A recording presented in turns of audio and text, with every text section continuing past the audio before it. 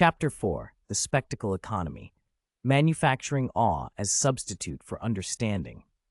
The transformation of scientific education from participatory inquiry into passive consumption represents one of the most successful social engineering projects of the modern era. This is not accidental degradation, but deliberate design implemented through sophisticated media production that renders the public permanently dependent on expert interpretation while systematically destroying their capacity for independent scientific reasoning. Tyson's Cosmos, a space-time odyssey, provides the perfect template for understanding this transformation. The series, broadcast across multiple networks and streaming platforms, reaches audiences in the tens of millions while following a carefully engineered formula designed to inspire awe rather than understanding. Each episode begins with sweeping cosmic imagery, galaxies spinning, stars exploding, planets forming, which are accompanied by orchestral music and Tyson's carefully modulated narration, emphasizing the vastness and mystery of the universe. This opening sequence serves a specific psychological function. It establishes the viewer's fundamental inadequacy in the face of cosmic scale, creating emotional dependency on expert guidance. The scientific content follows a predetermined narrative structure that eliminates the possibility of viewer participation or questioning. Complex phenomena are presented through visual metaphors and simplified analogies that provide the illusion of explanation while avoiding technical detail that might enable independent verification. When Tyson discusses black holes, for example, the presentation consists of computer-generated imagery showing matter spiraling into gravitational wells, accompanied by statements like, "Nothing can escape a black hole, not even light itself." This presentation creates the impression of definitive knowledge while avoiding discussion of the theoretical uncertainties, mathematical complexities, and observational limitations that characterize actual black hole physics. The most revealing aspect of the Cosmos format is its systematic exclusion of viewer agency. The program includes no discussion of how the presented knowledge was acquired, what instruments or methods were used, what alternative interpretations exist, or how viewers might independently verify the claims being made. Instead, each episode concludes with Tyson's signature formulation: "The cosmos is all that is or ever was or ever will be. Our contemplations of the cosmos stir us. There's a tingling in the spine, a catch in the voice, a faint sensation as if a distant memory of falling from a great height. We know we are approaching the grandest of mysteries." This conclusion serves multiple functions in the spectacle economy. First, it transforms scientific questions into mystical experiences, replacing analytical reasoning with emotional response. Second, it positions the viewer as a passive recipient of cosmic revelation rather than an active participant in the discovery process. Third, it establishes Tyson as the sole mediator between human understanding and cosmic truth, creating permanent dependency on his expert interpretation. The confidence con is complete, where the audience believes it has learned about science when it has actually been trained in submission to scientific authority. Brian Cox has systematized this approach through his BBC programming, which represents perhaps the most sophisticated implementation of spectacle-based science communication ever produced. His series, Wonders of the Universe, Forces of Nature, and The Planets follow an invariable format that prioritizes visual impact over analytical content. Each episode begins with Cox positioned against spectacular natural or cosmic backdrops, standing before Aurora Borealis, walking across desert landscapes, observing from mountaintop observatories, while delivering carefully scripted monologues that emphasize wonder over understanding.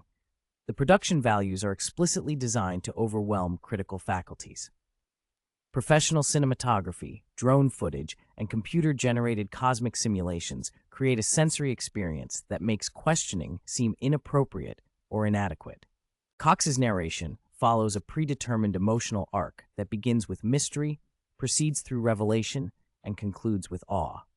The scientific content is carefully curated to avoid any material that might enable viewer independence or challenge institutional consensus. Most significantly, Cox's programs systematically avoid discussion of scientific controversy, uncertainty, or methodological limitations. The failure to detect dark matter, the lack of supersymmetric particles, and anomalies in cosmological observations are never mentioned. Instead, the standard model of particle physics and lambda CDM cosmology are presented as complete and validated theories despite their numerous empirical failures. When Cox discusses the search for dark matter, for example, he presents it as a solved problem requiring only technical refinement by stating, "We know dark matter exists because we can see its gravitational effects. We just need better detectors to find the particles directly."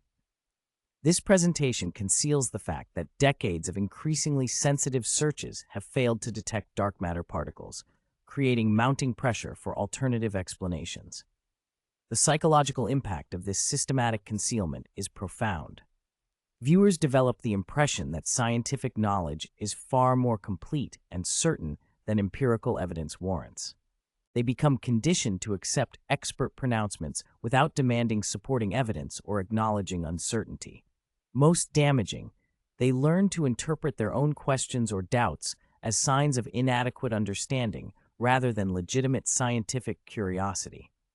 Michio Kaku has perfected the commercialization of scientific spectacle through his extensive television programming on History Channel, Discovery Channel, and Science Channel.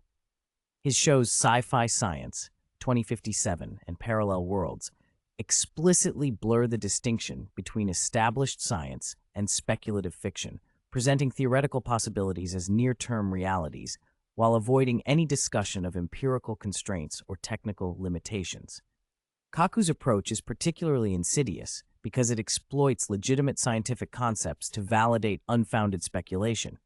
His discussions of quantum mechanics, for example, begin with accurate descriptions of experimental results, but quickly pivot to unfounded extrapolations about consciousness, parallel universes, and reality manipulation.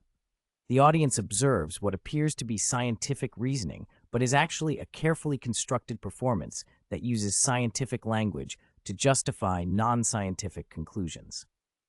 The cumulative effect of this spectacle economy is the systematic destruction of scientific literacy among the general public. Audiences develop the impression that they understand science when they have actually been trained in passive consumption of expert-mediated spectacle.